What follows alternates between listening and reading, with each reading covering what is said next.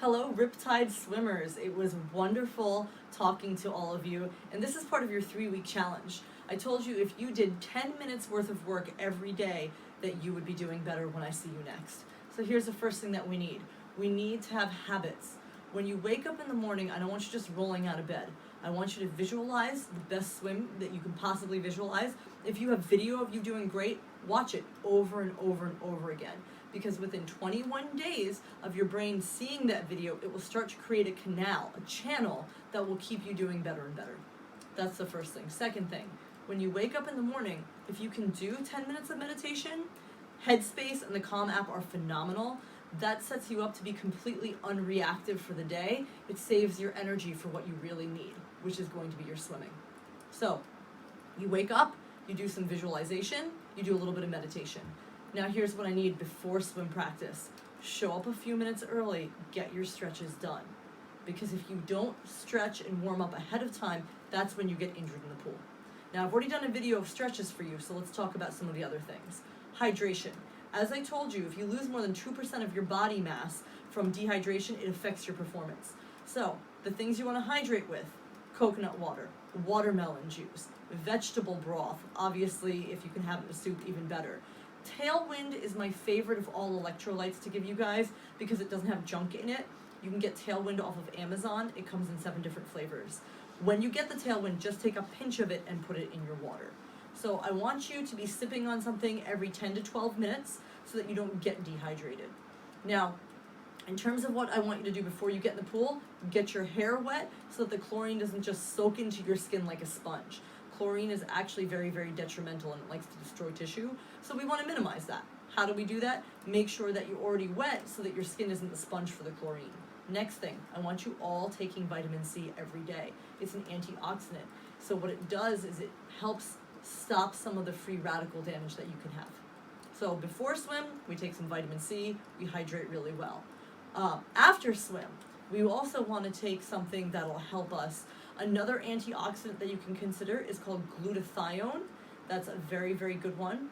Pomegranates, when they're in season, phenomenal. Blueberries, phenomenal. Why did I pick these things? Because all of them have a high glycemic value, which means that you're going to digest them really quickly. So for example, if you're going to go for a swim, your food needs to be something that digests really fast.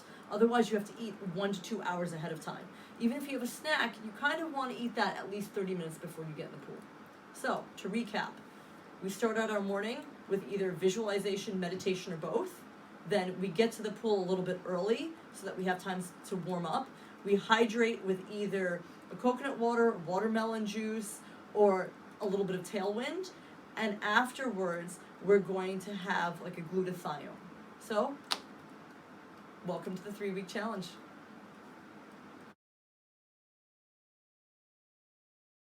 First things first, find a door jamb.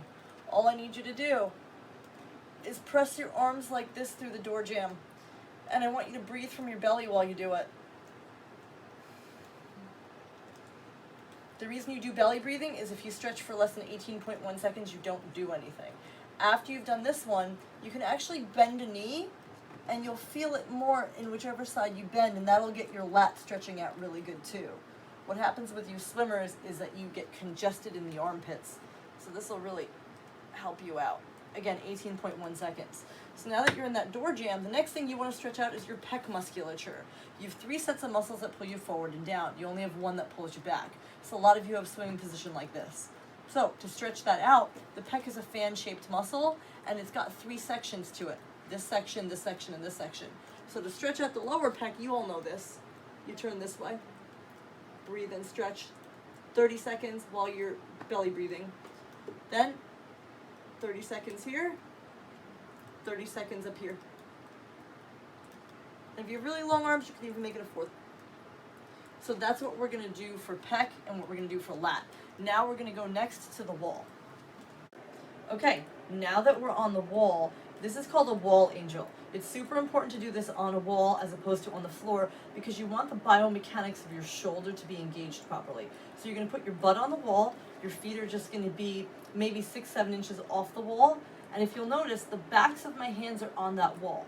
And what I'm going to do is I'm going to keep the backs of my hands on the wall My elbows have to stay straight.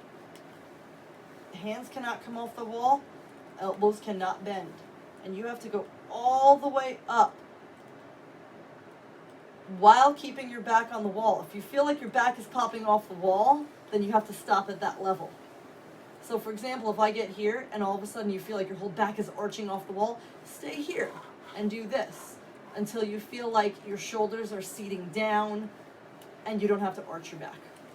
So this is again the wall angel. You should be doing this probably about 15, 20 angels every day. And again, just up to comfort. Eventually you'll get to the top. So that's the wall angel. The last set of stretches that you have to do, these are called WTY exercises. So what you're going to do, if you have a foam roller, great. Literally put your tailbone on the bottom, lie back. And what you're going to do, put your arms out like a cactus. Once you're in that position, pull your shoulder blades down and back. That's a W. So really you want to make sure that you're using that lower trap area. Then you can bring your hands out like a Y, and you can bring them down to a T. So W, Y, T. You want to do this maybe 5 to 10 times, and that'll loosen up your shoulders. And if you're just really tired, you can just hang out like this, guys. This is called the cactus. It's great for opening up your pecs, and it uses gravity to do that. While you're on the floor, there's another easy exercise to do because we don't want to ignore your legs. All you need is, again, that door jam. You're going to stick one leg through the door, the other leg goes up here. Again, be in the cactus. If you don't feel enough of a stretch, scoot your butt towards the door. If you feel too much stretch, go the other way. You want to stay here for about 3 minutes if you can, but again, at least 30 seconds. So between those couple of exercises, you've got a good 8-9 minutes of exercise.